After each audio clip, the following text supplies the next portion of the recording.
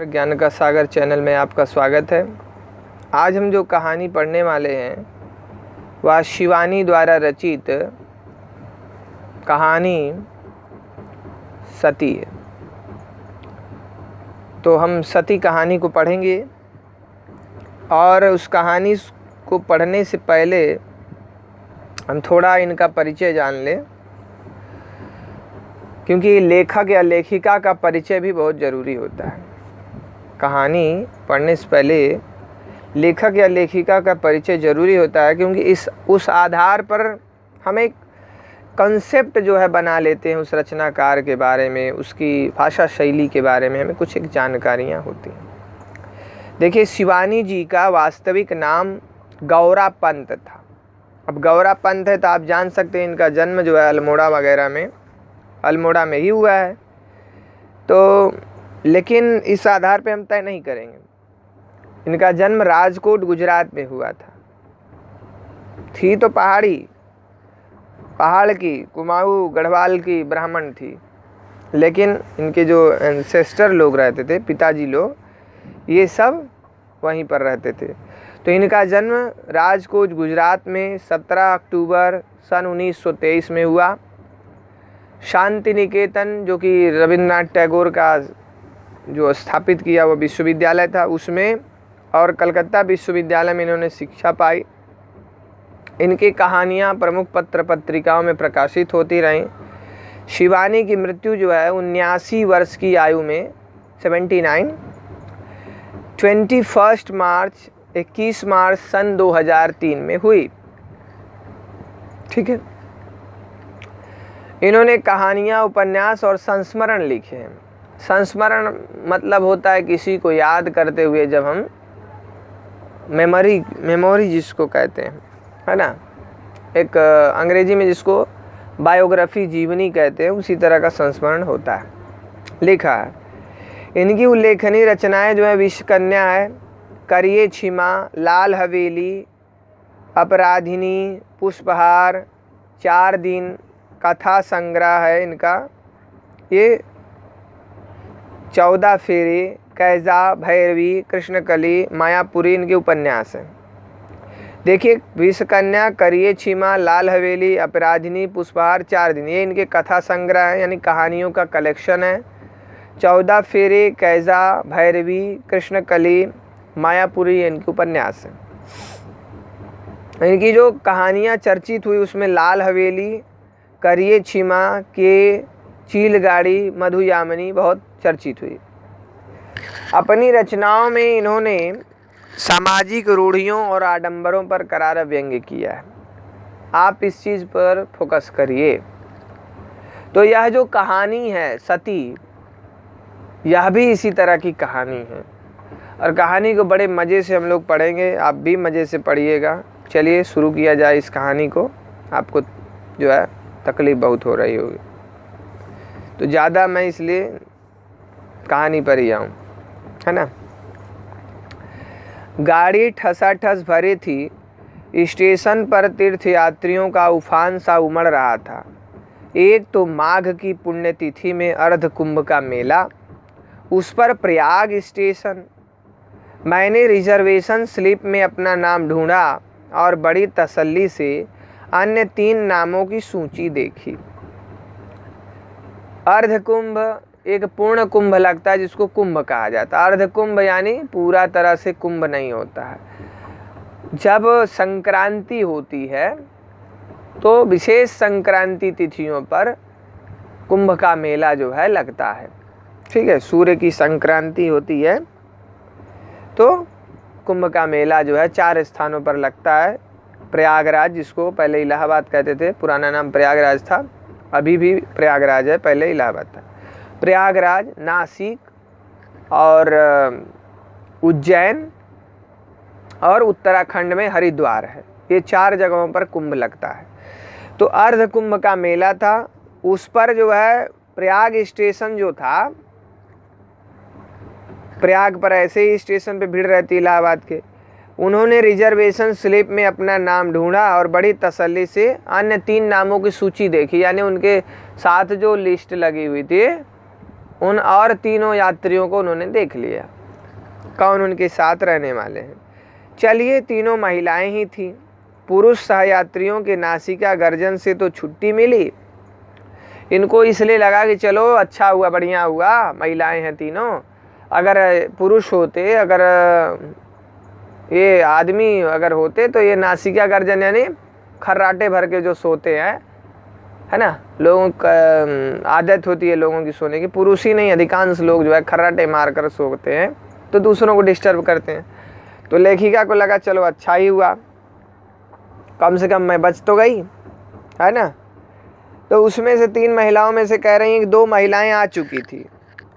एक, जैसा कि मैंने नाम से ही अनुमान लगा लिया था, महाराष्ट्री थी, यानी महाराष्ट्र की थी, मराठी, और दूसरी पंजाबी, तीसरी मैं थी, मैं यानी स्वयं लेखिका थी, और चौथी अभी आई नहीं थी। ठीक है, कुल 4 महिलाएं थी, 4 सीटें थी, है ना।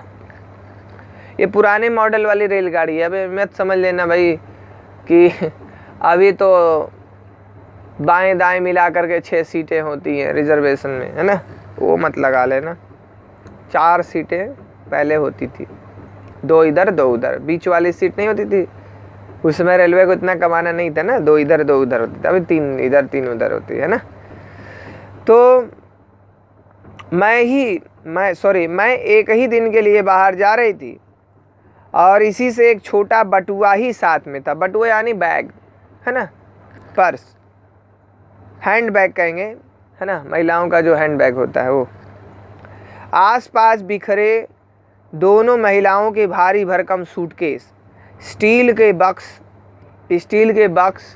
यानी स्टील का बॉक्स था, बॉक्स का मतलब यहाँ टैंक वगैरह समझ लेंगे, है ना। और मेरू पर्वत से ऊंचे ठसे कसे होलडाल देखकर मैंने अपने को बहुत हल्का फुल्का अनुभव किया। मेरू पर्वत है भाई, कहा जाता है समुद्र में मेरू पर्वत है, वो जो भी जाता है उसको रोक लेता है, ऊपर से जो जाता है मेरू पर्वत रोकता है, जाने नहीं देता है। उसी का नाम सुमेरु भी है, ऐसी मान्यताएं हमारे पुराणों में भरी है ना। तो उन्होंने देखा कि इतना ये लोग लिए हैं तो उनको लगा बहुत अच्छा हुआ, मैं तो हल्की हूँ इन लोगों से, मेरा कुछ भी सामान नहीं है। वैसे भी मैं सोचती हूँ बस होलडालहीन यात्रा में जो सुख है वह अन्य किसी में नहीं। होलडालहीन यानी इतना सारा सामान लेकर के यात्रा करना उनको बेकार लगता है। कम सामान में जो यात्रा करें बहुत आनंद है, जहाँ मर्जी तहाँ चल जाओ, इधर घूमो उधर करो, बातचीत करो, है ना। तो वैसे मैं भी सोचती हूँ बस बॉक्स होलडालहीन यात्रा में जो सुख है वह अन्य किसी में नहीं। चटपट चढ़े और खटपट उतर गए। न कुलियों की हथेली पर धरे द्रव्य यानी यहाँ रुपये सिक्के, है ना, ये मतलब है द्रव्य माने, को अवज्ञापूर्ण दृष्टि से देखकर ये क्या दे रही हैं साहब, है ना। कुली लोग को सही आप मत दीजिए, देखिए कुली लोग कैसे कहते हैं, क्या दे रहे हैं भाई, बाबू साहब इतना नहीं पोसाएगा, ठीक नहीं है ना। चेहरे का एक्सप्रेशन देखो कैसे बनाते हैं, है ना। तो कहने का भय, न सहयात्रियों के उपालंब की चिंता है। उपालंब यानी उलाहना देना, साथ में वाले यात्री उलाहना देना, अरे यार दे दे, इतना मत मक्खी चूस बन, 2 रुपया ज़्यादा दे देगा क्या हो जाएगा तेरा, है ना, ये उपालंब है। मेरे साथ की महाराष्ट्री महिला ने अपने वृहदाकार स्टील के बक्स एक के ऊपर एक चुनकर पिरामिड से सजा दिए थे। अब बॉक्स का मतलब वही जो टैंक हम कहते हैं, टंकी जिसको आम भाषा में कहें, आप लोगों की भाषा में टंकी, स्टील की। तो एक के ऊपर एक रख दिया था पिरामिड के जैसे, है ना, जो महाराष्ट्री थी। लगता था वे प्रत्येक वस्तु के लिए स्थान और प्रत्येक स्थान के लिए वस्तु की उपादेयता में विश्वास रखती थी। उपादेयता यानी यूटिलिटी, जगह कैसे अरेंजमेंट की जानी चाहिए, कैसे कहाँ रखना है, ये उनको भली भांति मालूम था, ऐसा लग रहा था महाराष्ट्रीय महिला को। वे स्वयं बड़ी शालीनता से लेटकर एक सीध में 2 तकिया लगाए एक मराठी पत्रिका पढ़ने में तल्लीन थी, मैगजीन, ठीक है, पत्रिका यानी मैगजीन। दूसरी पंजाबी महिला के पास एक सूटकेस, टोकरी और बिस्तरा ही था, पर तीनों बेतरतीबी से बिखरे पड़े थे, इधर उधर पड़े थे, है ना।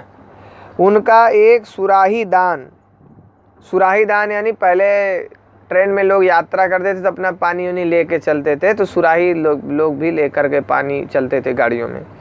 तो सुराही दान था, यानी जिस पे सुराही रखी जाती है, जिसकी एक टांग अधिकांश सुराही दानों की भांति कुछ छोटी थी। बार बार लुढ़क कर उनको परेशान किए जा रहा था। वे बेचारी चश्मा उतार कर रखती, हाथ की जासूसी अंग्रेजी पुस्तक जिसे पढ़ने में उन्हें पर्याप्त रस आ रहा था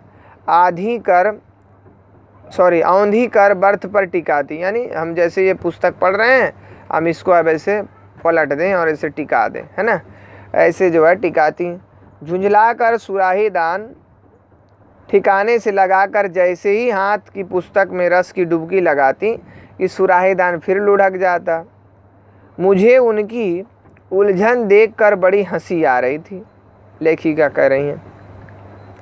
वैसे मैं उनकी परेशानी काफ़ी हद तक दूर कर सकती थी, क्योंकि सुराही दान मेरे पास ही धरा था, है ना। धरा देखिए बांग्ला वर्ड का इस्तेमाल हिंदी में कैसे कर रही हैं, कलकत्ता में रही हैं तो। मैं उसकी लंगड़ी टांग को अपनी बर्थ से टिकाकर लुढ़कने से रोक सकती थी, पर सुराही को ऐसी बेतुकी काठ की सवारी में साथ लेकर चलने वालों से मुझे कभी सहानुभूति नहीं रहती, है ना। काठ की सवारी ने लकड़ी का बना रहता है सुराहीदान। पंजाबी महिला संभवतः किसी मीटिंग में भाग लेने जा रही थी, क्योंकि उनके साथ एक मोटी सी फाइल भी चल रही थी, जिसे खोल वे बीच बीच में हिल हिल कर कुछ आंकड़ों को पहाड़ों की भांति रटने लगती और फिर बंद कर उपन्यास पढ़ने लगती। उनकी सलवार, कमीज़, दुपट्टा, यहाँ तक कि रुमाल भी खद्दर का था, और शायद उसी के संघर्ष से उनकी लाल नाक का सिरा और भी अबीरी लग रहा था। अबीरी यानी अबीर के जैसा लाल लग रहा था। उनके चेहरे पर रोब था, किंतु लावण्य नहीं था। लावण्य यानी जो सुंदरता होती है वो नहीं थी, रोब था। जैसे रोब जमाना अधिकारी लोग होते हैं ना, इस तरह का एक तरह से प्राउडनेस वाली भावना थी, नरम भावना नहीं थी जो स्त्रियों में होती है ना। रंग गोरा था, किंतु खाल में हाथ की बुनी खद्दी का सा ही खुरदरापन था, यानी स्किन जो है रफ थी। ठुड्डी पर एक बड़े से तिल पर 2-3 लंबे बाल लटक रहे थे। ठुड्डी यानी जो चिन्ह होता है ना, जिन्हें वे अंगुली में लपेटती छल्ले से घुमा रही थी। या वे प्रौढ़ा कुमारी थी, प्रौढ़ा यानी उम्रदार, या तो वे कुमारी थी यानी उन्होंने मेड थी, शादी नहीं किया था, या फिर विधवा थी, क्योंकि चेहरे पर एक अजीब रीतापन था। रीतापन यानी खालीपन था। जीवन के उल्लास की एक आध रेखा मुझे ढूंढने से भी नहीं मिली कि वह कुछ ढूंढ लेती। इन्होंने भी कुछ बिताया, अच्छे पल जिए, है ना। और जासूसी पुस्तक को थामने वाले उनके हाथों की बनावट मर्दानी और पकड़ मजबूत थी। मर्दानी यानी जेंट्स की तरह मजबूती से पकड़ा था। ये वे हाथ नहीं हो सकते, मैं मन में सोच रही थी, जो बच्चों को मीठी लोरी की थपकने देकर सुलाते हैं, पति की कमीज में बटन टाँकते हैं या चिमटा सनसी पकड़ते हैं। ये वे हाथ नहीं हैं जिनकी हस्तरेखाओं को उनकी कर्म रेखाएं धूल कालिक की दरारों से मलिन कर देती हैं। माने जो घरेलू औरतें होती हैं, कामकाजी औरतें होती हैं, उनके हाथ नहीं लग रहे थे इनके हाथ, कि जिनकी हाथ की रेखाएं क्या होती हैं, काम करते करते धूल काली की दरार से गंदी हो जाती, मलिन हो जाती हैं। तो मेरा जो आज का वीडियो यहीं पर मैं समाप्त कर रहा हूँ, फिर हम लोग इस कहानी को आगे बढ़ाएंगे। तब तक के लिए धन्यवाद।